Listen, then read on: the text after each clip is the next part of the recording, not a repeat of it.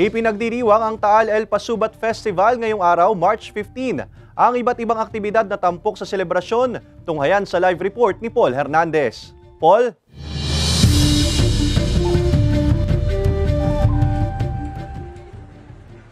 Yes, Ace, hapon na nga pero mataas pa rin yung energy sa selebrasyon ng El Pasubat 2024 dito sa tinaguriang heritage town na Taal, Batangas.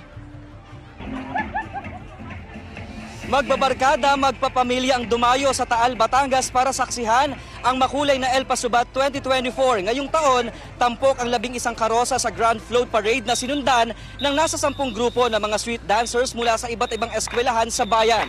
All smiles ang lahat sa kanilang pagparada at performances. Sulit ang pag-aabang ng mga manonood sa kani-kanilang pambatong eskwelahan.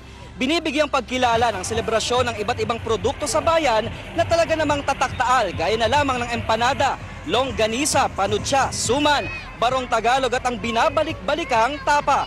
Bahagi rin ng El Pasubat sa pagdiriwang ng 451st founding anniversary ng Bayan ng Taal. Hanggang Linggo ang selebrasyon ng El Pasubat sa makasaysayang Taal, Batangas.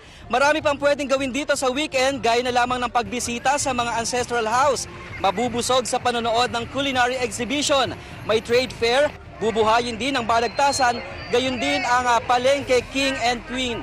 Ace, anumang oras mula ngayon ay sisimula na yung street dance competition dito sa plaza. Sa kasalukuyan, abang-abang muna yung mga manonood dito sa harap ng simbahan na Taal Basilica. Sa ngayon, maaliwalas naman yung panahon, walang pag-ambon na nararanasan. At habang naghihintay, food trip muna yung pinagkakaabalahan ng marami. At yan muna ang latest mula rito sa Taal, Batangas. Happy weekend, Ace!